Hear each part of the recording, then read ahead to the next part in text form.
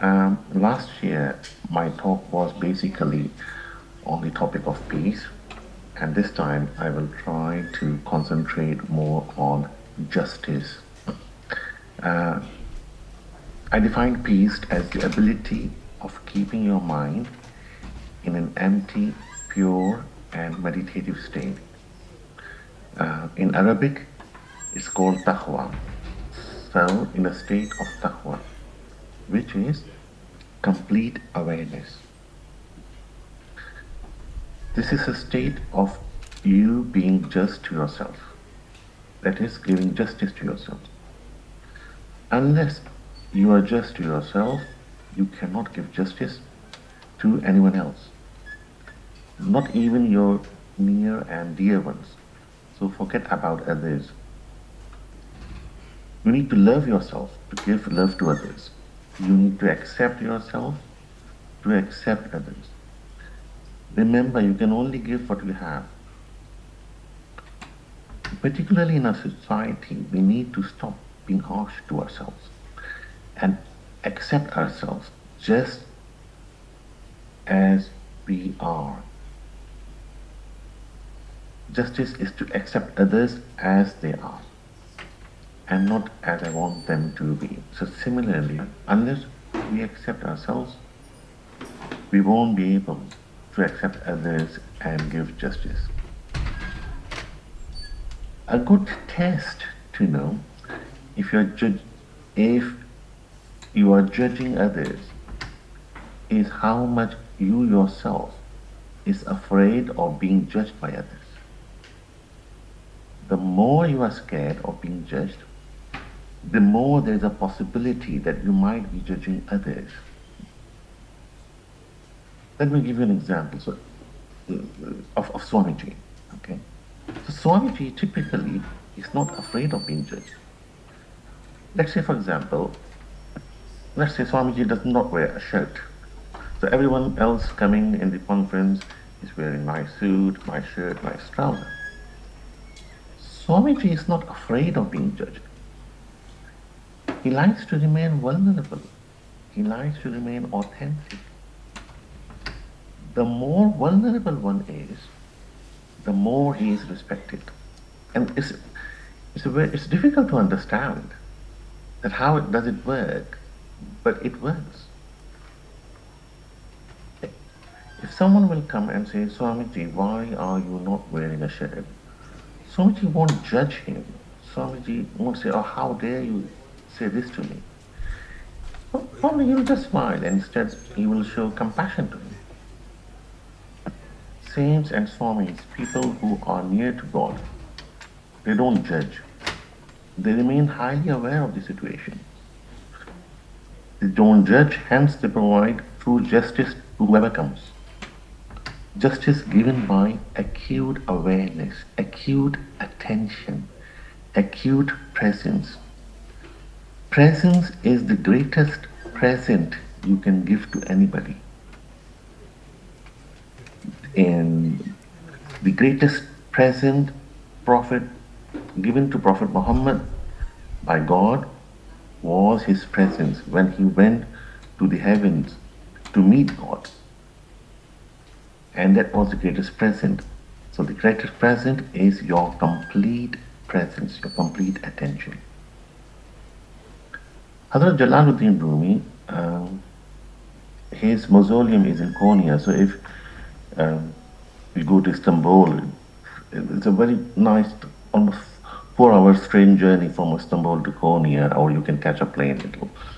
It takes about an hour or so. So his mausoleum is there, and many people visit. I mean, millions of people visit his grave every year. He was a mystic of 13th century, and his poetry got translated into English by Professor Coleman Parks in 1995. He then became the best-selling poet in the United States in 1997, just within 2 years, and was given the title of Master of Love, and this was by the Westerners. So I would like to quote a beautiful saying from him, and it said, beyond the ideas of right doing and wrong doing. There is a field. I will meet you there. So there is no judgment of right doing or wrong doing. You have to take people there to meet them, where there is no judgment, where everyone is inviting. And that is the place for justice. The thing is that our job, again, if I will go into the philosophy of kalimas in Islam, our job is to witness. In Arabic, it's called shahada. So our job is to witness, is to give shahada. Our job is not to judge. Judgment only suits God, whose knowledge and wisdom is complete. Our judgment depends on our very limited perception, and because of it, it is incomplete. And a judgment made on limited knowledge can never be justified. Again, as I'm from the Muslim background, so I'll give some examples from Islam.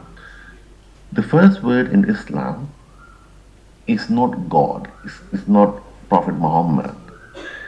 The first word is pure. That means empty, nothing. And what emptiness are we talking about here? We're talking about the emptiness in the mind. The mind has to be emptied. So the attention take over completely. The consciousness takes complete control. The second kalma is the word is witness. And unless you do not stop your mind thinking, being monkey, you won't be able to witness God. So to witness God, you have to keep your mind completely empty. So the second kalma says, I witness that Prophet Muhammad is the servant and the prophet of God. But it's very interesting to know that servanthood came before prophethood. Prophet Muhammad got prophethood at the age of 40. And he lived until the age of 63. So almost 2/3 of his life was servanthood, and 1/3 is prophethood. And the crux of the prophethood was against servanthood and compassion. That was his lakhab, his title, compassionate for both the worlds. Rahmatul Alameen. The prophethood, you can see prophethood came after servanthood. The servanthood for him was defined as Sadiq and Amin. Sadiq means honest. That is someone who is honest in all his affairs with others and with himself by giving justice to others. Amin means someone who returns whatever he has to others. So if you have knowledge, you return to others. If you have food, you return to others. Money, you return to others. Time, you return to others.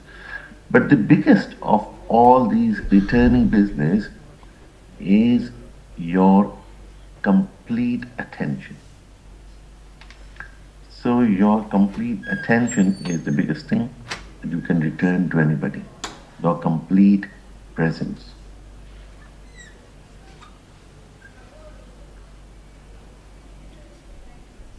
Both these terms means giving justice to others.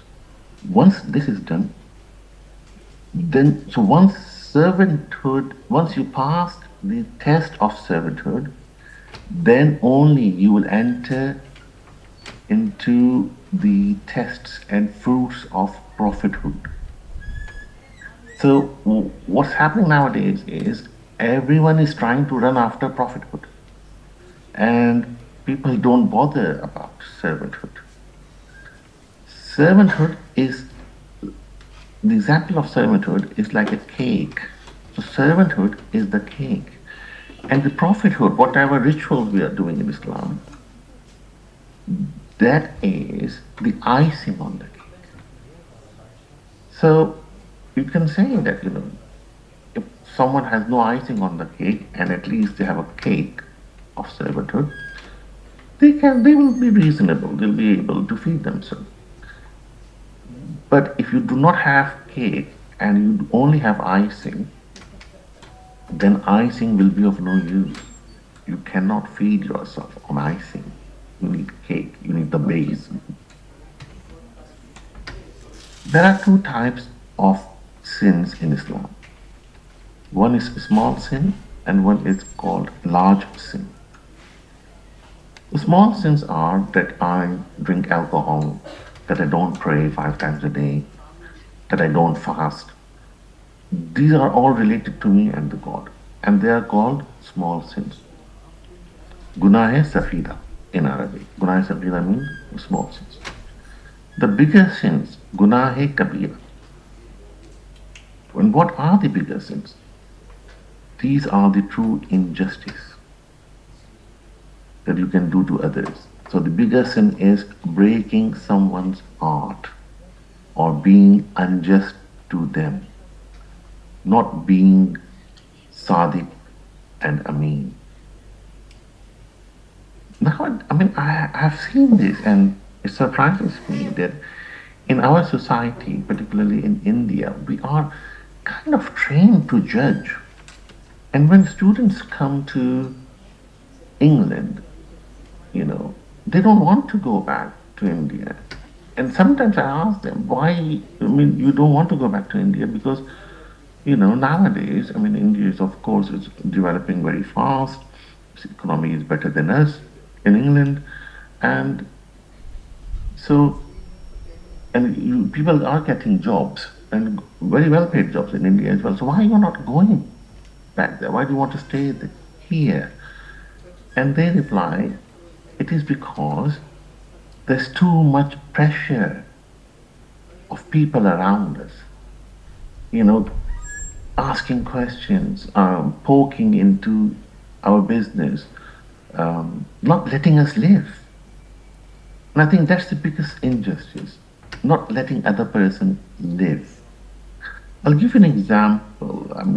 I was asked by Musa Raza Sahab. Unfortunately, he passed away, and may Allah bless him and give him the highest place in Jannah. So I was asked by Musa Raza Sahab to see someone in Chennai, and he is a 25-year-old boy. When he was in higher school, he started having a problem of tics. So you might have seen the Hindi movie called Hitchhiking. So tics is like, suddenly your hand flies and sudden hand movements and head movements. There was nothing wrong with him mentally. But then people started asking him, अरे ये तुम क्यों करते हो? अरे ये हाथ क्यों हिला लिया? अरे ऐसा कैसे हो गया? तुम्हारा क्या बनेगा? तुमसे कौन शादी करेगा? तुम आगे कब पढ़ोगे? So people started keep, giving comments to him. So because of the comments, he became very unwell mentally. He lost all his confidence. He stopped going to school. He's very intelligent. And I am teaching him online. So I was asked to, because he was already taking quite a few medication, antipsychotics, antidepressants, all that kind of stuff, 4 or 5, with very good doses. So I was asked to see him from the psychiatry point of view. And what I noticed was there was nothing wrong with him, mental health wise. The only problem was that he's the only child of his parents, and he lives in a building. So everyone else in the building, all the children have gone to New Zealand, Australia, America, UK, flourish very well. So everyone comes to him, oh, तुम क्या कर रहे हो? अभी तक क्यों नहीं हुआ? कल क्या करोगे? So the whole family, even his parents, They just got buried under the pressure of people, their own relatives living in the building, and he completely lost it. So what I'm doing is I just call him for an hour every day while I'm coming back from Leeds back to my home. It's about 45 minutes drive, and we just talk about normal stuff. That's it, without any. I mean, I just let him to talk. And gradually, he started having confidence. He started feeling like having positive experience, or someone is listening to me. Whatever I say is worth it. Not everyone who's talking to me uh, is giving me bad comments. So that's how his confidence went up a little bit. So, so this thing about चार लोग क्या बोलेंगे is lethal. It's really lethal. I mean, we have to make sure that we come out of this large sin. So I was talking about the small and large sin of Islam.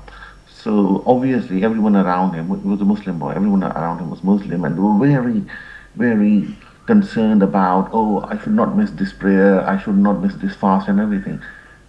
But that's the small sin. The large sin is not to break this boy's heart. Listen to him attentively. Be very soft towards him. Be kind to him. The same thing, Sadiq and Amin, being compassionate. But that's not there. So they think that, oh, we are praying 5 times a day, so uh, we'll be, we'll go to paradise. But it does not work like that. Although they are avoiding small sin, they daily jump into large sin. So this is something that we need to be aware. So I would say, um, again, I wanted to give you a very quick example. Um, 5 minutes away from my house, my brother-in-law lives, and he has got a daughter, and she was 4 years old um, about 3 months ago. So I was in another room, and I just heard her coming to her mom, and she complained. And obviously, she goes to the school where it's all very British culture. So she complained to her mom, and she said, "Mummy, my sister is judging me." And I got surprised. I've never heard any complaint like that before, particularly in our culture. Nobody complains that, oh, that person is judging me. And this was just 4 year old saying my sister is judging me. So I think we should learn from this 4 year old and try not to judge other people. So the takeaway message today, I would say, from my talk, is when you go home, you communicate with your loved ones with total attention, complete listening without your mind asking you questions in between. Okay, so let's say when a child comes from school and you say, okay, you've come from school, so what have you done in school? And the child starts telling you the story. Listen to that story without interruption, without letting your mind interrupting and judging. अरे ये क्या maths नहीं पढ़ा, ये तो अभी फलाना पढ़ लिया, या ये टीचर ने इसको ऐसा बोल दिया, इसने मेहनत नहीं किया, she should be getting 90% instead of 70%. No, don't do this. Just listen to your loved ones, to your parents, to your spouse, whoever. This, once we cultivate the the habit of listening someone with total silence in the mind, because when we listen, yes, we do listen to them, but in our mind our own stories goes on. But if we learn to listen to others with complete silence in our mind, then and if we cultivate this art, I think that will be the greatest justice we can do to our families, and to our society. Uh, Thank you very much. I would end my talk with this. And if you want me to, for any questions, yeah, you are welcome, or we can wait until the whole session finishes for questions, like we did last time.